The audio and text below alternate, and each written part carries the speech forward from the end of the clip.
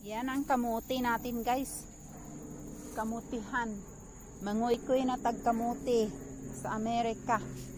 Sa kamutihan ni Inday Tuning. Mangoy-koy tagkamuti. Kung naabay unod na ning kamutiha. Di bali na lang walay unod. Basta kay sige rata og kaon og talbos sa kamuti.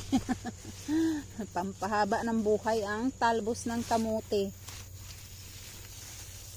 Kalago man gid sa kamuti guys oh. Kaunti lang ang kamuti ko ngayon. Pero okay lang. At yun naman doon. Yan yung pinagtaniman ng mais. Kaya magtatanim na naman ako ulit ng pang cold weather vegetable. Na ay liki guys. Tanaw na itong naiunod ba ni kay niliki man. Tinuod baka sila ingon og na ay liki na agyo unod. Oh. Uy na agyo unod guys. Na ay unod oh. Tanaw wara oh na ay unod. Uy hinliki man good. Na ay unod. Uy kadako man sa unod. Kunin na natin guys. Uy pula ang unod. Pula ang unod sa kamuti. Uy hala, buka dako. Dako ni guys oh. Dako ni siya na kamuti. Hala oh, kamuti. Nay unod sa kamuti. Tabunan nato ni. Sunod na yan kunin.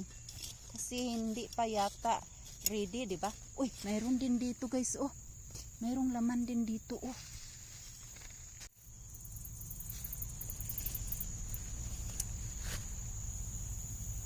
Let's see my cocoons.